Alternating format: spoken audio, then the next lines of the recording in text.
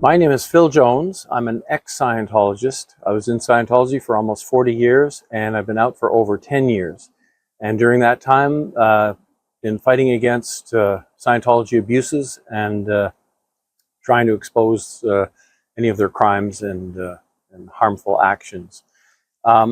So today, if you've been harmed in any way by Scientology, then Scientology considers you to be collateral damage in their fight to clear the planet, to take over the planet, whatever they're looking to do.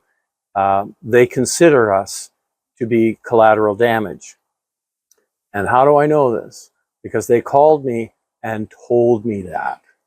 And I have the recording, and I'm going to play that recording for you today. Just a little background how this came about. In Scientology, if you've bought a book, done any minor course, or done anything, they will literally follow you for the rest of your life, sending you mail if they have your address. I've heard stories of people having moved around after 20 years and either getting a phone call or a letter saying, yeah, you bought a book back in 1983, and we were wondering what you thought about it, and would you like to do your next course? They are the ultimate skip tracing organization. And they literally will follow you for the rest of your life if you give them your address and if you move and move and move and move. Well, we have been out for over 10 years, and having been declared, we were pretty much off their list. Being declared suppressive, we were not getting mail from them, no more phone calls, and we were just basically persona non grata. We were not part of the mix anymore. So we moved to Canada, back to Canada from the United States, where we lived for 30 years. We moved back a few years back, 4 or 5 years ago. And when we first got here, we still had our American phone numbers, and we used those. Well, I needed to get a Canadian phone number. So I got what they call a VoIP number, which is voice over internet. It's just kind of like a phone that works through the internet. And just so I had a Canadian phone number, and it went to voicemail. So I'd had this phone for maybe just a month. Very few people had the number. Somehow, I don't know how, Scientology got that number, and it ended up in their computer system. But they didn't have it listed for me as a suppressive person. They just had it in there for me. Actually, I even had my name wrong a little bit, but that number got into their computer system. So at first, I had a phone call from the Toronto org wanting to sign me up for the purification rundown. It just went to voicemail. And actually, I think I recognized the name of the person who called as somebody I knew from back in the 80s when we were at the Toronto org. Anyway, I didn't know what to do with it. And a little while later, maybe a month later, I had a call from another voicemail from St. Hill in the UK. St. Hill is one of their main organizations there where you do OT levels and audit your body thetans and stuff like that. That was Hubbard's home back in the 60s. And another voicemail from there. So I thought, okay, well, what I'm going to do is I set up that phone number, the Canadian phone number, to forward to my cell phone, because I thought, well, if I get another call like that, I'm going to answer it and, see what I can, if I can get in conversation with them.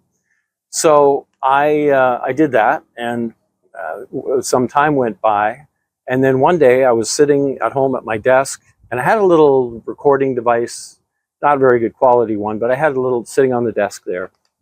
Phone rang, and it was St. Hill calling, wanting to sign me up for the purification rundown, which I had done many years prior, back in the 80s. I think I had done it. So I talked to them for, initially I didn't say anything negative. I just sort of had a conversation. And, we talked about, when I was there at St. Hill, I was there for 6 months at one time, and doing OT levels up to OT4 and auditing my body thetans and all that good stuff. And some of the people I knew, and I said, "Oh, is Isla still there?" And so and so and so. Anyway, after a while, I think after about 20 minutes, I asked about disconnection. And this is how it went. Here's the recording of how that conversation went at that point. If you're going to salvage a whole planet, you know what I mean? Then a few thousand people, you know, who might disagree or whatever, all right, you might have to do that. Oh, that's sad. So you're saying there's like collateral damage, you're saying? Maybe. Oh. Oh boy. If you get around to salvaging all of them, yeah. So you're willing to write off these children, brothers, sisters, mothers as collateral damage? If the greatest good for the greatest number, yes. Oh boy. Your name is Hugh, right? Yeah. Oh boy. Well, and you're in the Sea Org at St. Hill. Sure.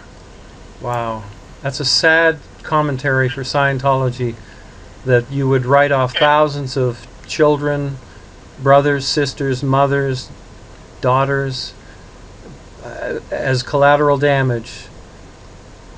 That's just a sad commentary on Scientology, I'm telling you right now.